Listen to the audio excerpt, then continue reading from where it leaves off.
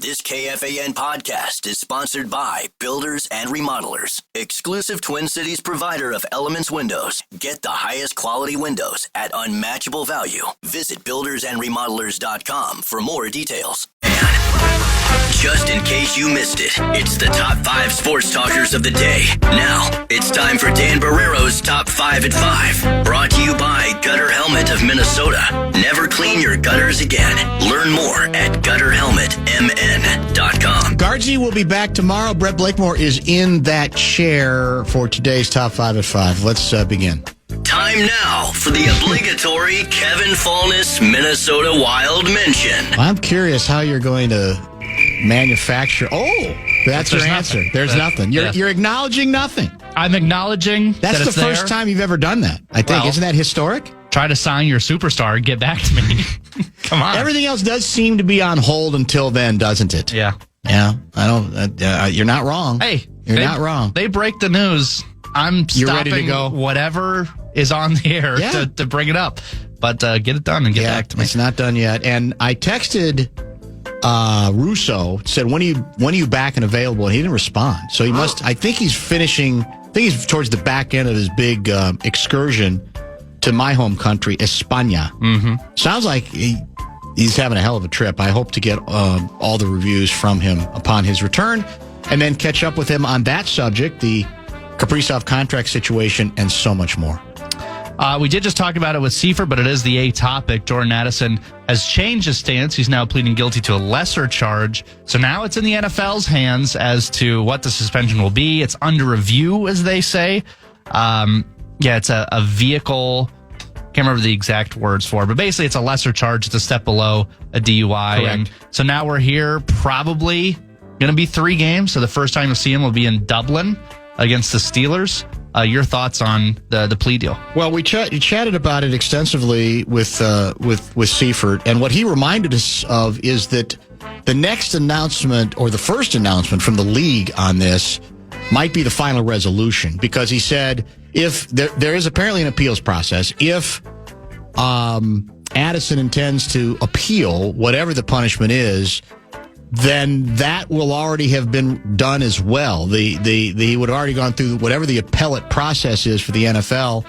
And so Seifert's belief is the next announcement from the league will be the final dispensation of this case, which means we're done, nothing else to think about, nothing else to speculate on. It's 3 games. If the assumption is it's 3, it apparently, the fact that ultimately he was allowed to plead to a lesser charge does not make it, I'm told, any more likely that it's down to 2 games or 1 game. That because of the original allegation, even from a legal standpoint, he's now in the clear, that it's likely, I don't think it's guaranteed, but that it's likely to be a 3-game suspension, which means his first game back would be the Steelers game, part 1 of our back-to-back trip to Europe. Elsewhere in the NFL, the Steelers have finally gotten the deal over the line for TJ Watt, making him the highest paid non-quarterback in NFL history. 3 years, $123 million deal, $108 million guaranteed. $108 million guaranteed? For TJ Watt. That's pretty good. Yeah. That's not a bad gig if you can get it. Well, I mean, can you argue with it? I mean, he's a very good player. Do you? I mean, you have any problems with that? I don't. The happiest guy is probably going to be Aaron Rodgers getting That's true. A good defense, very good defense, and a huge piece to his defense. Then something else that happened on another note, similar. Micah Parsons was on a podcast with The Undertaker,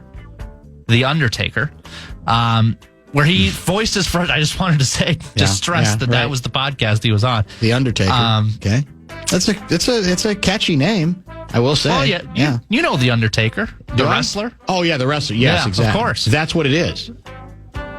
Yeah. No, I didn't know that. It's his podcast. So it's his podcast. Yes, correct. He voiced his concerns about not getting a deal. I'm not the wrestling guy you are. Yeah, I know. Well, I thought maybe The Undertaker would. Either way, I it's just funny. like the name. Yeah. I just like the name of the podcast, well, even if that's his name. He did very well. Maybe the TJ Watt deal is what makes this happen, and I'm going to scroll Twitter quickly to make sure that it hasn't happened. But Micah Parsons was basically voicing his frustrations on the Cowboys for not getting a deal done for him. Funny. He said, quote, wanted to do the contract last year. Obviously, ownership's always going to make it drag out, make it more complicated than it has to be. Lack of communications. And to me, if you're going to extend TJ Watt, Jerry Jones, his pockets just got probably a little lighter. Oh, yeah. Probably got a little yes. Butterflies in his stomach now after seeing that deal. The unfortunate part of this developing story is that Seifert's network, ESPN, will absolutely milk it, overplay it, dramatize it. Yep. It'll be debated endlessly for at least the next week, probably well into training camp itself. The Wolves, a name that was thought to maybe come here, and Johnny Athletic tweeted that they did explore it.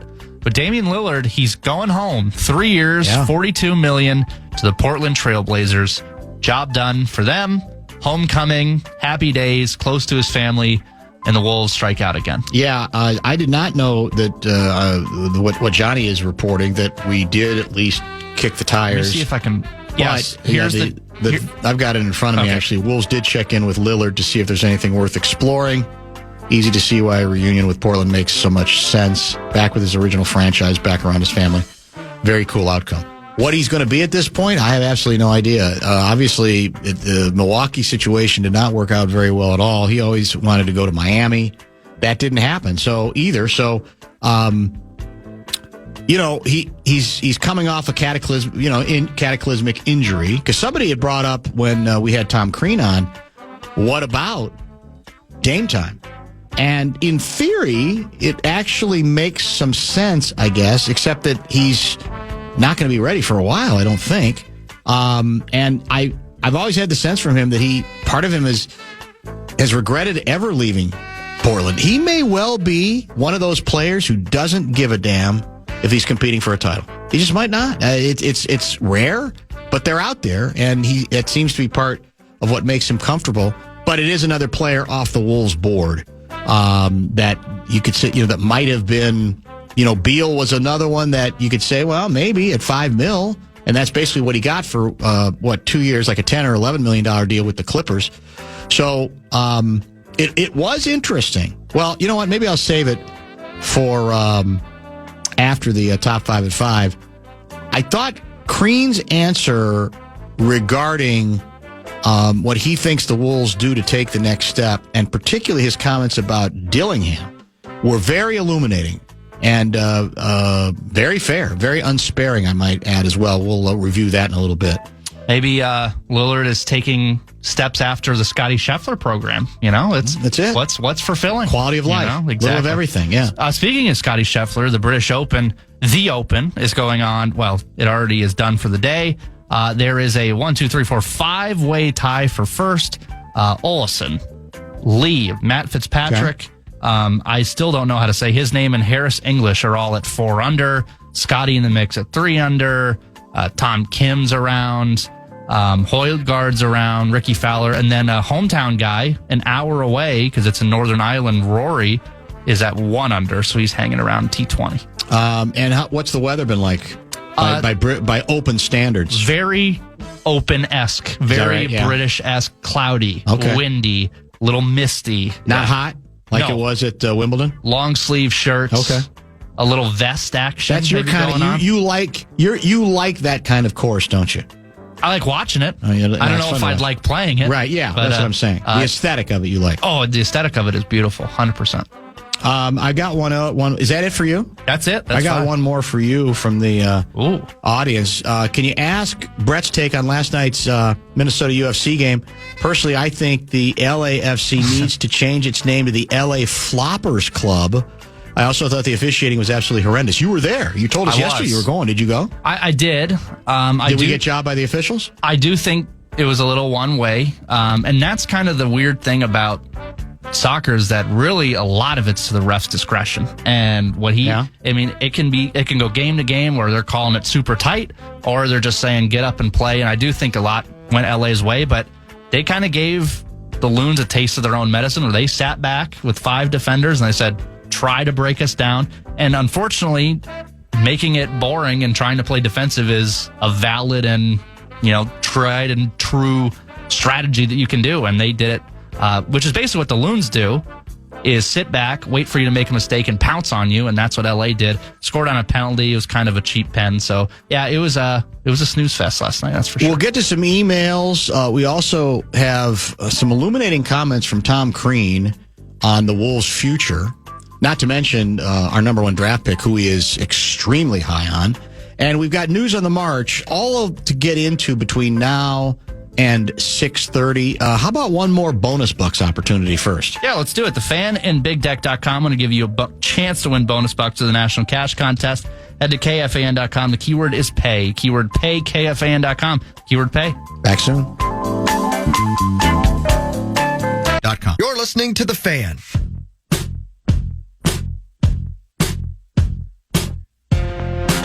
Get ready, comedian Nate Bargatze is bringing 2 nights of laughs to the XL Energy Center. Don't miss out on the hilarity when he takes the stage Saturday, July 26th and Sunday, July 27th with the Big Dumb Eyes World Tour. Limited tickets still available. Get all the details, KFAN.com. Keyword calendar.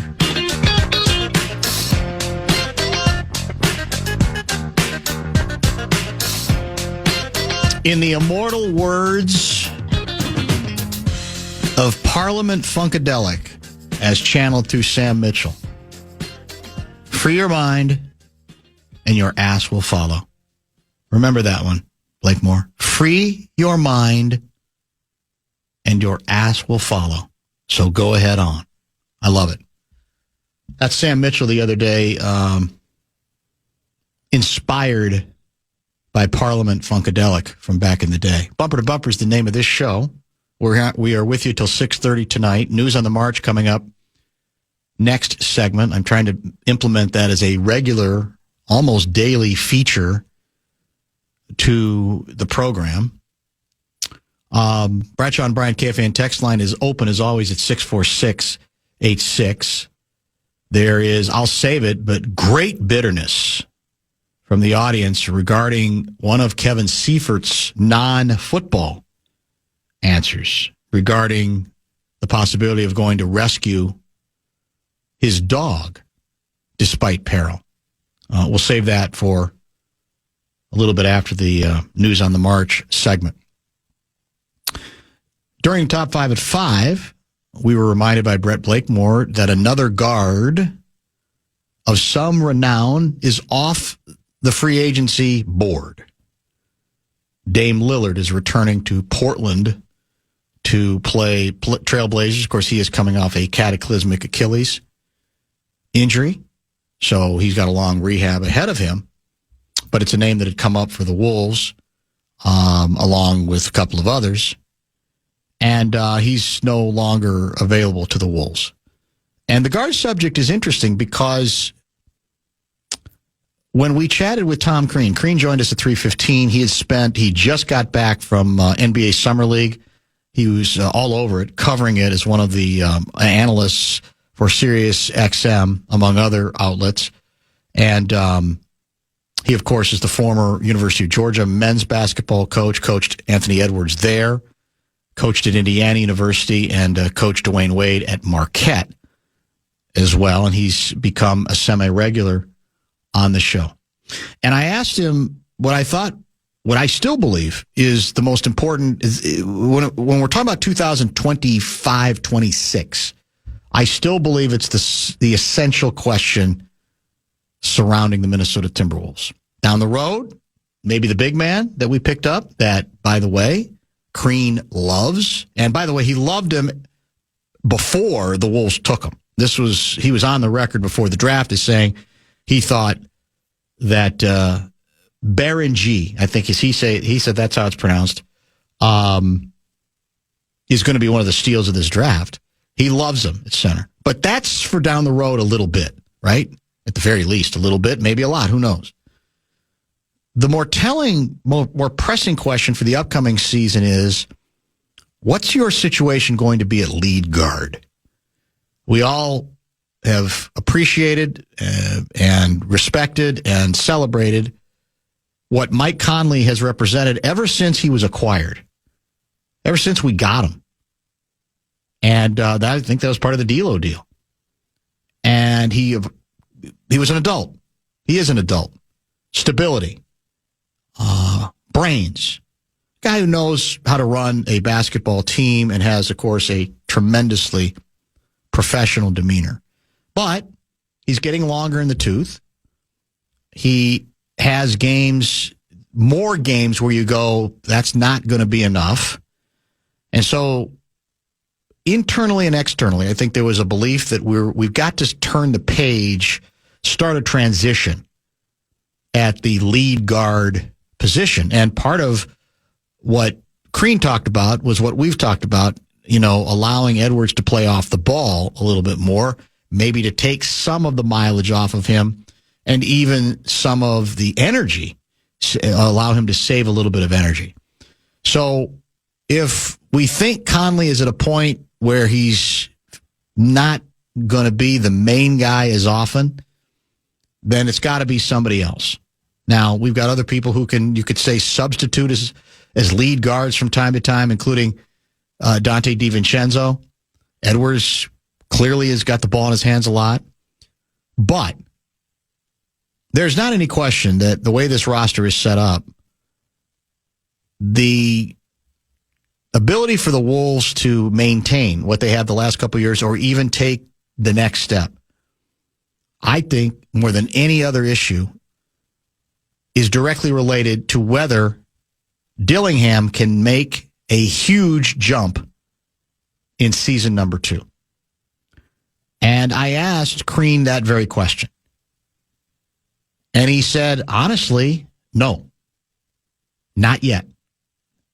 He didn't say he didn't believe he could be a good lead guard eventually, but he doesn't see it yet. Doesn't see enough polish yet. Doesn't see enough refinement yet. Said his passing is still not good enough. Said that there's not enough efficiency in his scoring, in his offensive game. His assist turnover ratio, not particularly encouraging in Vegas as well. But I thought it was very telling that if indeed the Wolves are expecting and hoping that he can make a seismic jump from year to year, because that's kind of what you're asking him to do if he's going to be part of the solution at the point guard position this upcoming season, then you're asking a lot. And in Crean's mind, you're asking too much, too soon. And frankly, I think that's why earlier in this offseason, there was some speculation that the Wolves were sniffing around another bridge guard, lead guard, who might be have a little more in the tank than Conley, where you make Conley, you have him as more of a bench guy, or that he can give you perhaps a little bit more juice. And look, when the Wolves moved up to draft to acquire the services of Dillingham, I raised my hand like everybody and said, this is exactly the kind of move you love to see from Tim Conley, because this is a player with juice. We had Rick Bozich on, who covered him when he was at the University of Kentucky. Bozich loved him. A lot of people love his burst. He can separate, obviously. He's got great explosiveness and great quickness. But he's small. And he also, to me, doesn't look as strong as he needs to get. He can't do anything about his height. His height is his height. But also about his strength, that's, I think, still an issue. And what I admit, and I, for a while, was, he'd have stretches with the head coach, or he had stretches with the Wolves where you go, play him more, man. Come on. He makes one mistake and he's out. But the more he played, the more I thought there was a reason Finchie was reluctant to play him. Now, maybe if he'd have played him more last season, maybe he'd be further along. Who's to say? But what I saw, even, in the summer league, is a guy who realistically is not going to make that giant jump. Now, you could say, well, he doesn't need to at the start of the season.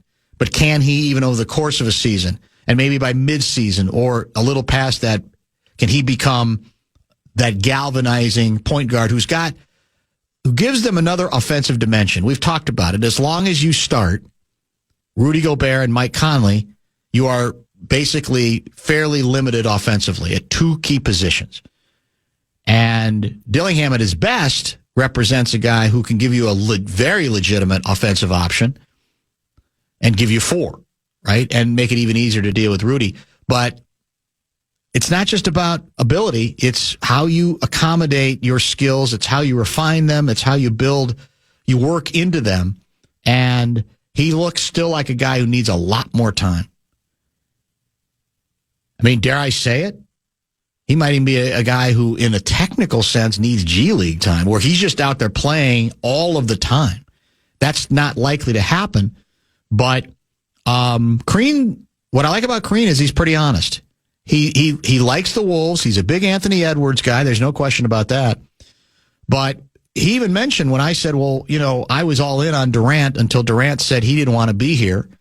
And Crean was a little lukewarm on Durant coming here. He said, I don't really think that's what they need. He said, I think they need to solve the guard situation. And that gets back largely to the point guard story. So that, I think, is going to be the story to follow. And I guess it's starting to look more and more like, well, this is the group of guards that the Wolves are going to go to battle with. I don't think there's anybody else out there. Maybe there is. Maybe there's another trade that can take place at some point. Hard to say. But in the mind of a great basketball mind, Tom Crean, if the Wolves are asking Rob Dillingham, to be the catalyst to take them this season to another level, he thinks there's a good chance that they are going to be disappointed. We'll break for the bottom of the hour pause, come back, get to news on the march, some good text to get into, and much more. Stay tuned.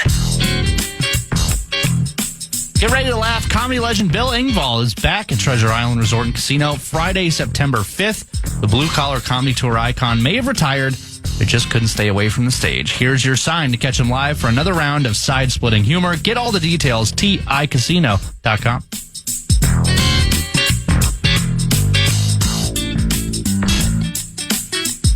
News on the march.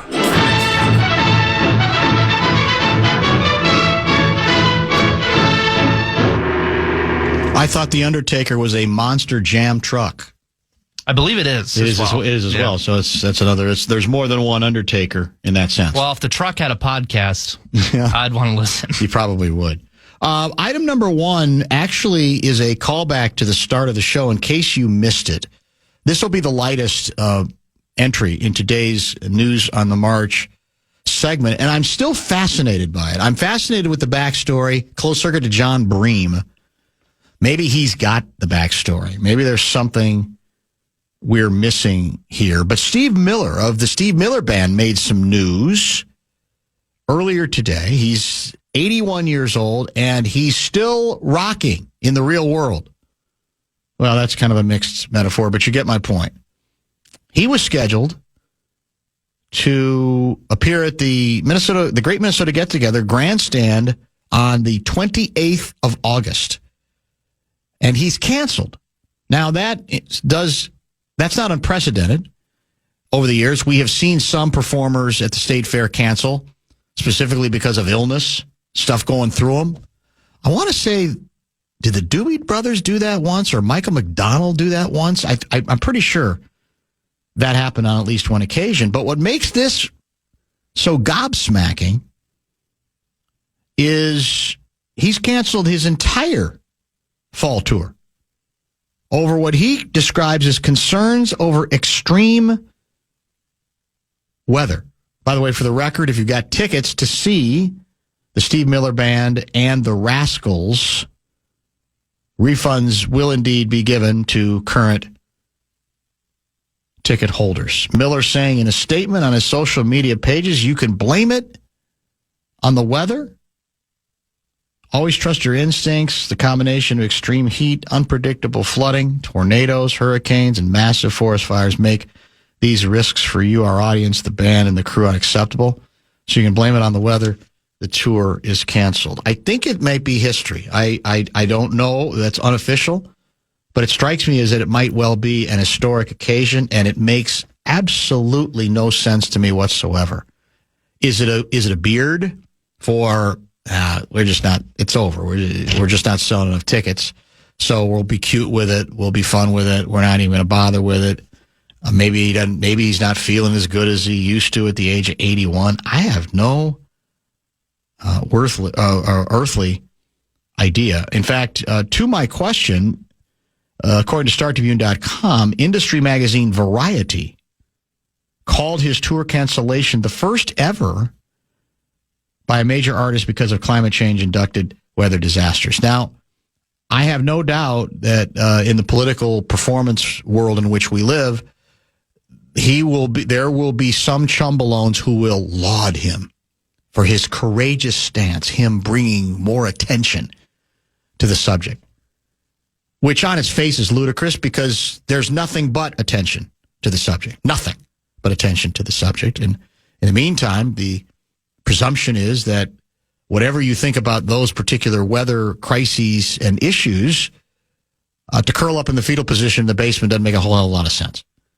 Who are you exactly protecting? This isn't really complicated. If you have a situation at a given venue where there are dangers associated with trying to hold a concert despite those dangers, then you got a problem. But short of that, it looks more than anything like you're performing or you're trying to get praised for something that has more to do with, like I said, not selling enough tickets, or just being tired at the age of 81 and not being all that interested in continuing it. So we start with that one just because I wanted to get back to it at least once. Item number 2, Democratic State Senator Nicole Mitchell hit the witness stand today. I'd asked Kessler whether she would appear in her own defense, and she did. Was involved in a full day of testimony today. Mitchell, you may recall, is accused of breaking into her late father's Detroit Lakes home to allegedly retrieve mementos. Stepmother Carol Mitchell at the time called 911. Officers found Nicole in the basement wearing all black. A crowbar later discovered in an egress window. She has pleaded not guilty. Defense, by the way, this if she's convicted of a felony, it could well tip the balance of power in the state Senate, where her party controls the chamber by a single vote. So beyond the solemnity of the occasion, it's also the political implications that I think make this a story worthy of some attention. StarTribune.com writing, the defense has repeatedly told the jury that Mitchell was concerned about the well-being of her 75-year-old stepmother, who has been diagnosed with Alzheimer's. Let me see if I can get to some of the... Prosecutors asked Nicole Mitchell how her late father would have felt about the incident. Quote, I think he would be very sad by this whole situation and that he would support me because he loved Carol. Even if I did it the wrong way, he would have wanted me to do my best to take care of her. She also testified, I regret what happened after the alleged break-in. Prosecutors saying the Facebook post Nicole put out shortly after the incident was inconsistent with the body camera footage from her arrest. She said her arrest was leaked to the media and she watched my life unfold on the jailhouse television. I wanted people to understand that all the craziness that there was more, that with all the craziness, there was more to the story. Also wanted to de-escalate it. This may be a key point in the case moving forward. Prosecutors reminding the court that Nicole Mitchell never mentioned on the night of the alleged break-in that she was there to check in on Carol Mitchell. They also asked her why she said she knew she had done something bad on the night of the incident.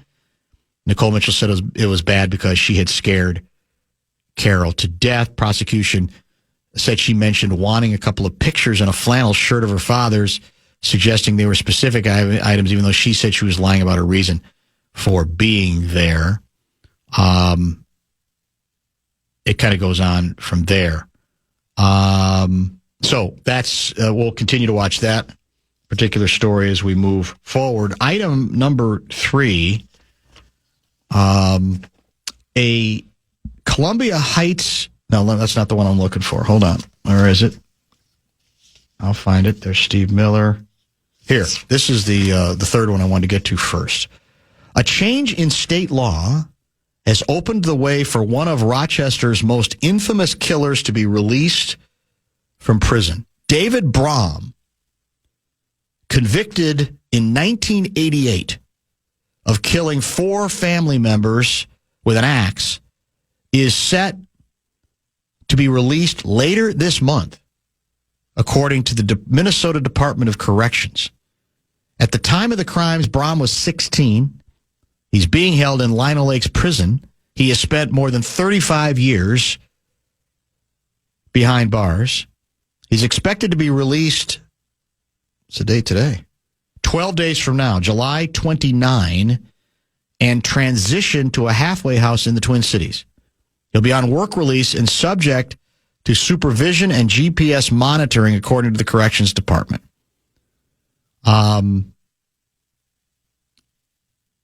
His next appearance before the board is scheduled for Jan 2026. He's now 53 years old, convicted of using an axe to kill his father, his mother, his younger sister, and younger brother. At the time, the judge presiding sentenced Brahm to 3 life sentences requiring that he serve 17 and a half years on each charge. Now, even I can do that math. That's not adding up.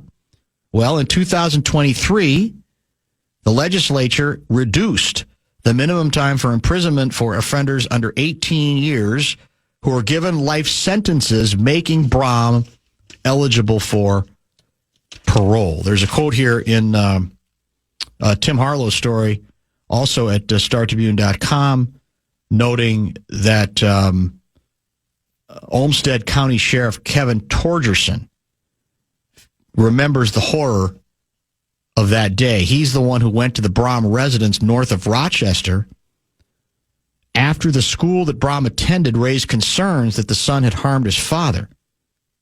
It's still hard for me to accept and forget the sights and smells of what I saw that Thursday evening in 1988, he said in a video posted on Facebook.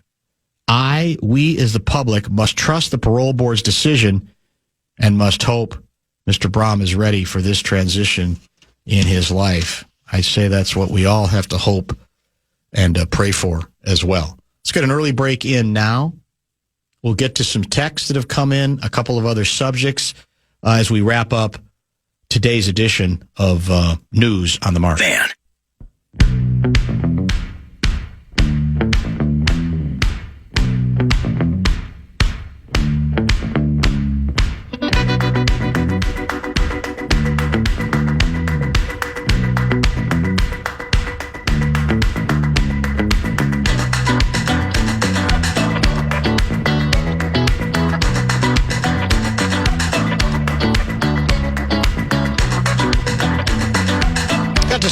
Some texts and a couple of other items, both in and outside the toy department. Bumper to Bumper is the name of the program.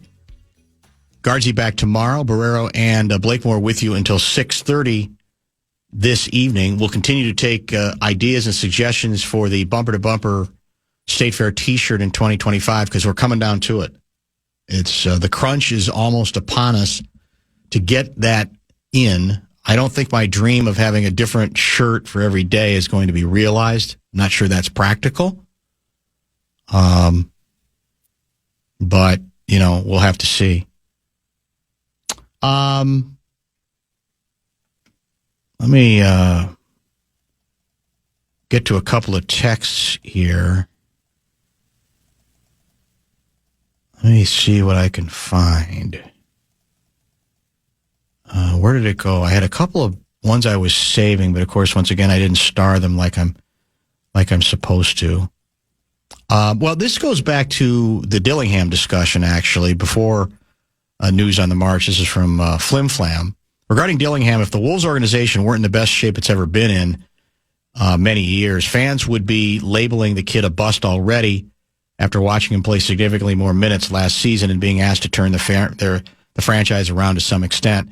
Not sure what my point is, but this is certainly new territory, and it's even more awkward when the point guard position isn't exactly operating in the Goldilocks zone right now for your Wolves. It's a good observation, I think, by Flim Flam. And it's actually a sign of, I think he intends it this way, of progress for the franchise, for the organization, because he's hit on it. If the Wolves stunk last year like they did for most of their existence, you're just force-feeding people in out of desperation. You're playing the kid at point, sink or swim, almost from the beginning. And it would have looked bad. It would have looked really bad if the Wolves had done so. Now, this doesn't guarantee that he's going to make it and going to be a star, but because they have an infrastructure, because they've established some consistency of success and performance, they don't have to throw anybody to the, no pun intended, wolves. That's a sign of progress. That's a good thing. Now, last year, I think the frustration for some of us was, well, maybe, though, there was a middle ground and you could have used him more than you did, especially when there were times during the season where the offense seemed to go a little bit stagnant. That's an argument maybe for another day, but it's the irony of, it's of success. Is in this case, it means he was less likely to get more experience more quickly, just more court time. On the other hand, asking players who aren't ready to swim before they even have an idea how to do so generally works out poorly. And in fact, people talk all the time about, well, if you throw a young quarterback in too soon, you might traumatize him if he's not ready, and he might not ever recover. There have been some quarterbacks who probably fall into that classification. But it's the same here. I think you don't want to traumatize the kid. You want to nurse him along. You got to hope that he's figuring some stuff out on the fly, getting physically more mature, maybe understanding the offense a little bit more. He doesn't, part of the problem so far is he doesn't seem to have the quiet gene that I think the best point guards do. And by that, I mean, it's just what's the word I'm looking for? That sense of calm. That's what Conley has. Conley doesn't have this kid's talent. He's obviously past his prime physically. So you're looking for, obviously, a little bit more of the calm. And you're looking then to take advantage, utilize what his talent represents, which is, here's another guy who can create, other people, he's good enough that eventually other people are going to be able to play off of him. That's the goal. That's what he represented when they got him. It's just that it hasn't materialized, and it looks like he's got a long way to go. But if you want to go glass half full, which is where I think Flim Flam was kind of going, you say, well, at least, man, in the old days, he'd have played 36 minutes and stunk. Now, is he got a better chance if he plays 36 minutes to make a big jump his second year? Probably not if he doesn't have enough good people around him. And that's the other advantage he has. He's got good people around him. He's got people who can help. And to that extent, maybe he can make a big jump. But I think right now it's asking a lot for that big jump to take place in this upcoming season for sure. What else did I have for you? Regarding news, we got a couple news on the March ones I want to get to.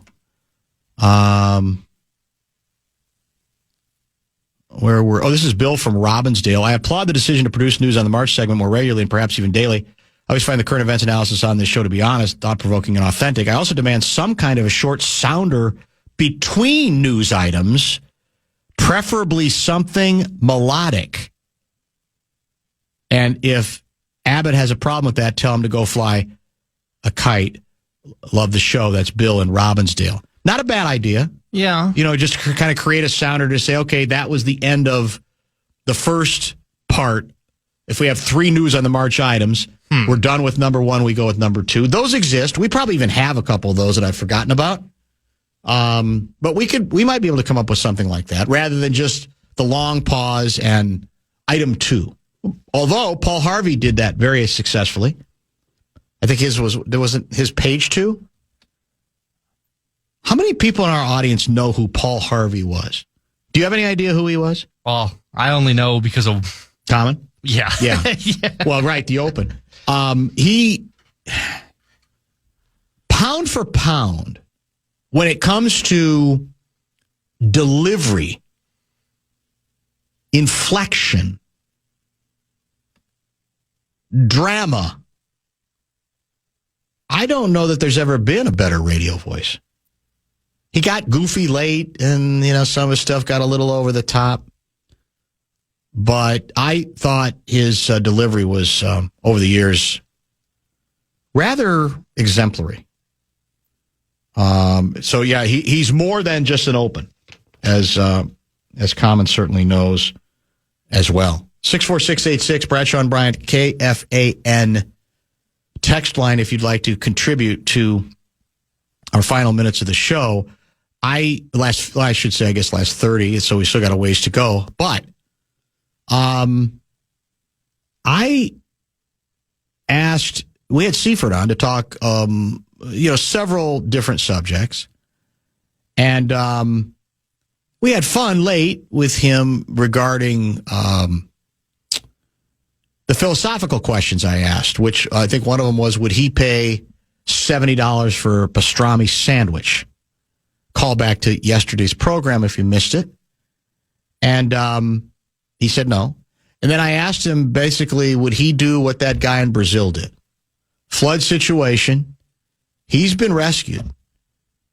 He lies and tells the rescuers he needs to go back to get his kids. But he ain't going back to get his kids. He's going back to get his dogs, 4 of them. And I said to Seifert, would you do the same thing? And he said, up until about 6 years ago, probably not. But now we got this German Shepherd mix who's part of the family, so I probably would. 612 guy's bitter about it. Did you read his? Did Kevin Seifert actually just say the dogs would be no different than his children? Truly unbelievable, really sad. You really have to wonder where things are going when people value animals equally with human beings. No matter the circumstances, human life is more important than animal life. This seems to be a recent trend, and you really wonder where the disconnect is coming from. Well, I dare say we should take Seifert figuratively more than literally. As a man who I know adores his children. And if you couch it a little different, well, you run the risk, of leaving your children without a father. I'm going to guess that chances are it's going to be a tough decision because he loves his dog, but he's going to stick with the kids. But to the larger point, I do think, we even heard from them earlier in the show, there's a greater percentage of people who believe they like dogs better than people. And I don't know if that's always been the case. That goes back to what impact social media has had on us concluding that humans are worse and more miserable than they ever were before. My theory has been, I don't think they've changed all that much. But if what you're exposed to is available via social media and you happen to live on social media to too much of a degree, and what does social media usually show? It tends to show the worst of us. Then you're going to conclude that humanity is going the wrong direction and people are more evil than they used to be. You're going to be left with that. And if that's your conclusion, then you're going to say, hell yeah. Dogs. Give me a dog. Give me a couple of dogs. Give me 4 dogs. Right? I think that's what feeds that particular deal, is that a dog will not disappoint you the way that a human being might. And so then that's what gets people going, well, no, they're very valuable to me. But again, I said this earlier, that we had a text from a 73-year-old individual who says he lives alone now and he's got two dogs, and that he would basically do anything for the dogs. And, who am I to tell him? There's no question that the kinship, you can say, and I think most people, if they're being sensible, will agree that in the pecking order, it's more important to protect human beings than to protect animals, right? If you have to make that kind of a choice. Higher level, the whole bit. But the degree to which dogs, people bond with dogs, it's immeasurable. And not everybody's the same way. I mean, there's people, I grew up around, I think this changed a lot. I don't know if it was the 60s or 70s or 80s. Once upon a time, I feel as if there was a much greater percentage of people who kept their dogs outside, or the dog spent most of his time or her time outside. Good to have a dog. We like having a dog, but that's the place. Maybe even literally a dog house, but not in the house that much. Sure as hell not on the bed. Out of your mind? And that's evolved, I think, where now more and more people, they want their dogs, on them. They want to have that kind of a bonding experience. I think that's changed a lot, don't you? I think now there's more and more people who are in that camp. It's like, no, I'm not going to keep my dog at arm's length. If I'm going to have a dog, the dog's going to be with me all around me. Now, there's some people who are very diligent about their training that do say, no, you're not going to be on our bed. That's not what you do. We're training you for that. We love having you around, but that's not what we do. But I think more and more people, it's become, I don't want to say, like I said, it a substitute, but it's, well, they generally can't talk back to you. I'm not going to get in an argument with a dog. Dog's not going to do something stupid like cut me off, or if they do, they don't really know what they're doing. So that's where I think the cliche comes from. I actually like dogs more than people. I think I fall in the new school. I think it's borderline. Oh, I do too. Like, unless if it's like a husky that is built for that type of thing, Saint to be Bernard. outside. Yeah, sure. Or they just enjoy being outside. But I think it's borderline. Like, if you leave your dog out all day in this heat, I think that's borderline reckless, or. Well, yeah, that's true too. That's another issue. Yeah. I don't know. For me, I would like to have that more like, your typical man's best friend experience. So, and yeah, I've seen the videos on TikTok, don't ever have your dog on the bed because there's a barrier that's sacred there. It's like, who cares? Yeah, we crossed that threshold a long time ago. Yeah. And I think, but I think for some people it's kind of what you get used to. I mean, for many, many years, even as an adult, I didn't have a dog. It's the old, you don't know until you know.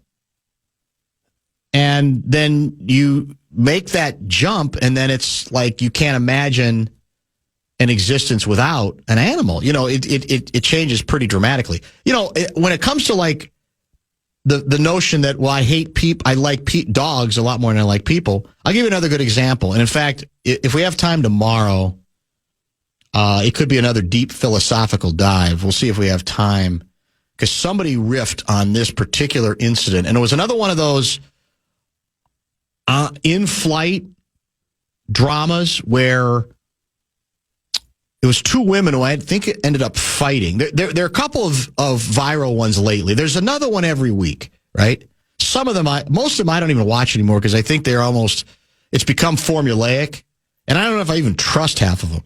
But there was one in which a woman was trying to basically to cut ahead of other people to get off the plane, and that turned into a disaster, turned into a mess. And then there was another one where I think it almost turned into a fight. Maybe it's the same one, or it could be two different ones.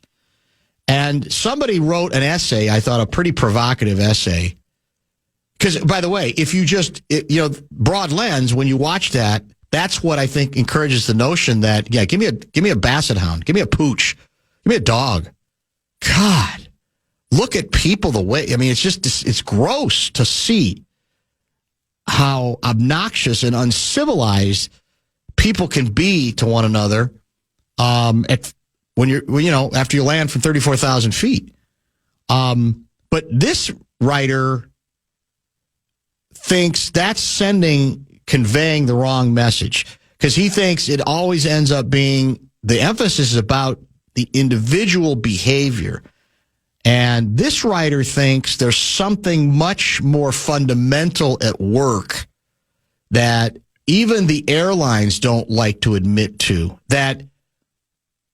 And I don't know, you could look at it there's two ways, because you could look at it as it's not holding the individuals capable of that kind of behavior accountable.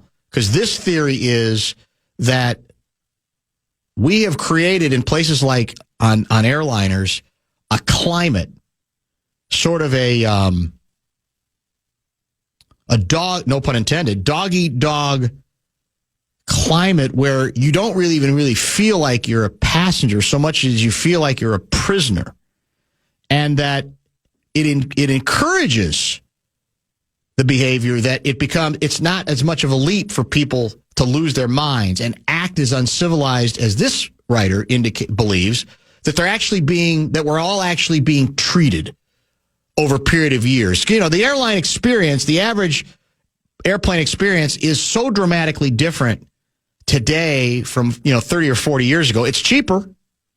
With deregulation, that made it cheaper, but also a lot of other things changed too. And what struck me about the one that I was watching the other day was, I'm like, where are the flight attendants? Is it they're at a point now they go, well, we ain't getting in the middle of this?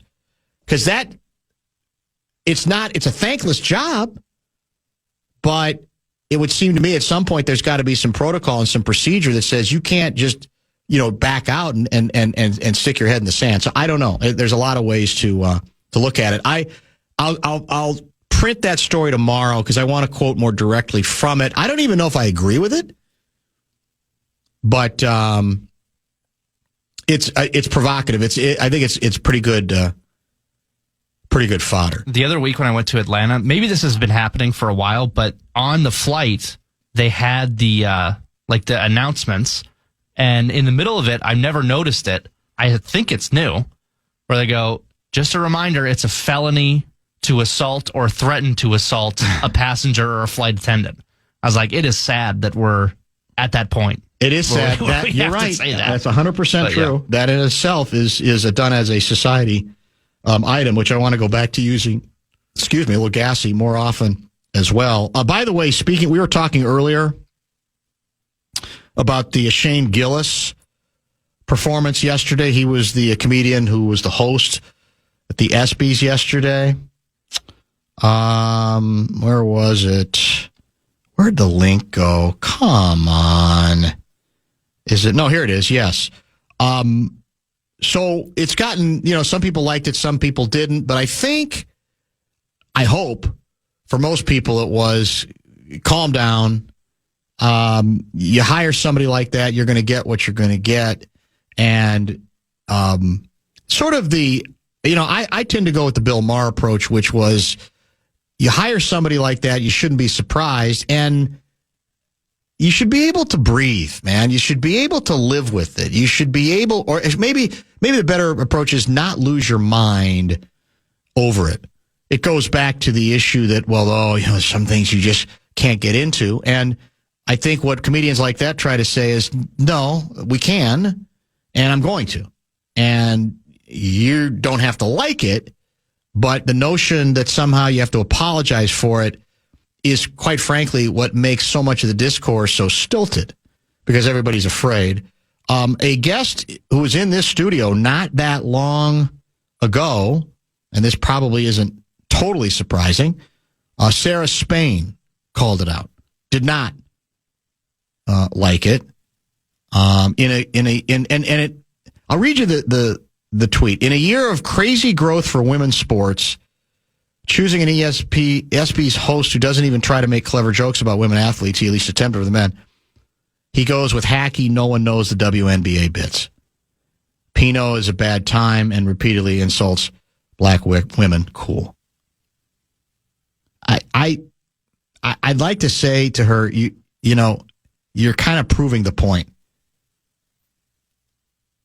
The host of the show, see, in her world, it's all about growing the product and growth for women's sports. That's not his job.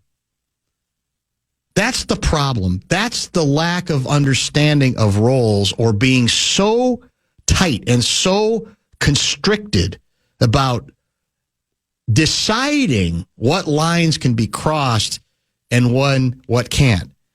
Well, there's a million You Go Girl videos, and I'm all for them. They're out there everywhere. But the idea that, you need someone who would better reflect in this year of crazy growth for women's sport. Why? According to who?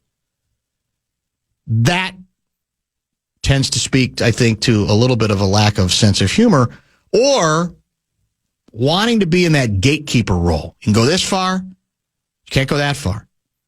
And I think, again, I don't know what kind of polls were done, but I think actually there's some people who are relieved that occasionally a host takes that approach. You don't have to like all the jokes. You don't have to think all of them hit, but are kind of relieved that we don't have to go with, okay. Because for a long time, it was almost like, we've got to, this host was canceled for something they did. This host was semi-canceled. And it's like, well, who's left? And whoever is left, are they going to be afraid to speak because of the climate that's been created?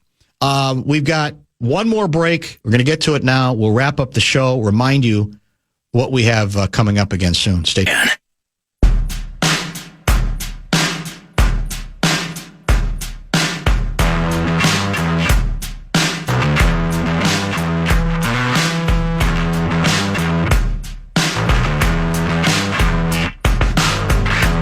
It's the Bumper to Bumper Show Wrap. And it's brought to you by American Pressure.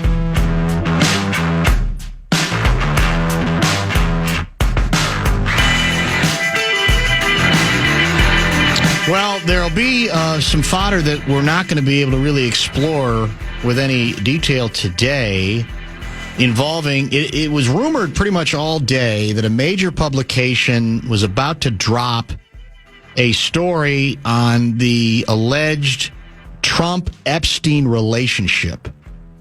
And it has now dropped. It's a Wall Street Journal story. It is worth noting that the president has already threatened, said if the Wall Street Journal publishes said piece, he will sue them. He claims some comments from him that are attributed to him in a letter allegedly sent to Epstein are not his words, that he had absolutely nothing to do with it. And I haven't even had a chance to read the entire story. So it will become, overnight, from a cable standpoint, the dominant story and into tomorrow as people sort of get through it, read through it, digest it, and figure out the cosmic significance of it all.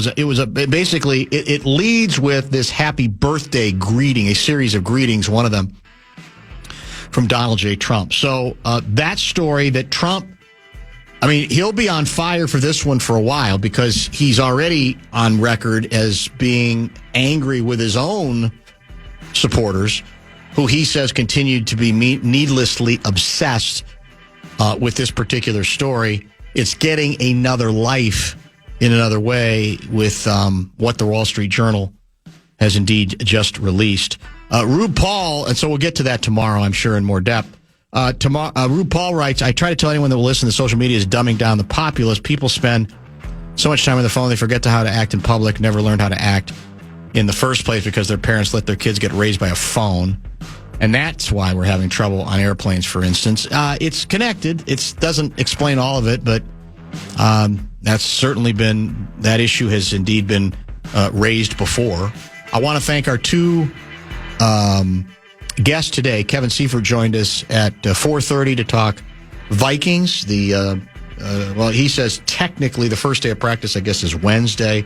A lot of reporting, though, early in the week as well. And as we talked about with him, we now may be closer to some form of resolution in the Jordan Addison case. He has pleaded, after he pleaded no contest, to a reduced charge that resolves that 2024 DUI citation. The assumption is he's still likely to get upwards of 3 games suspended for likely the first 3 games of the season. NFL says they've been monitoring all of this, and we may have a quick resolution because apparently the appeals process can also be quick, too, if indeed if the player intends to appeal. So Seifert joined us between 4:30 and 5 o'clock today. And we had an extended conversation with Tom Crean, the former college basketball coach, now turned basketball commentator. I'd say more than just college basketball commentator. I think he's just a basketball commentator and a damn good one, getting better all the time. And so we reviewed his belief that the Wolves did indeed get a steal. I know that's the cliche, but he felt that, how do we say it? Berenji. However it is, I can't remember. He's a 7-foot center from France, and he liked him and thought it would be ridiculous if he fell before the draft. So this isn't necessarily related to just the Wolves taking him. Strong positivity on the pick, and I think some brutal honesty on whether it's fair for the Wolves to expect that Rob Dillingham is ready to make the big jump this year, which would be ideal, but he doesn't think it's particularly likely, and I think he's probably right on that front. So that opens the door to some other issues regarding how else can the Wolves get better this season. We even got into some, the old proverbial, how committed do you have to be great at any sport, including golf, and at what price does that drive come? That's sort of what Scheffler seems to be asking, and we got into that subject with Crean. So that started about 3:15, I should say. If you're interested, went to about 3:45. I cheated and went almost to 3:47, I think, and really good stuff there. If you missed it, I highly recommend that you podcast it later. News on the March after the very fine Top 5 at 5 from Brett Blakemore, who has given us some good work the last 2 days. We expect Guardsy back tomorrow. Are you on for sermons on Sunday? I believe so. I am as well. Thanks for the help this week. What do we got coming up next? Fan and a Man of the Fan Outdoors. Oh, Fan Outdoors. 2 It's hours. Thursday. Here Great. we go. Outstanding. We will talk to you tomorrow, beginning at 3 o'clock right here on the Fan.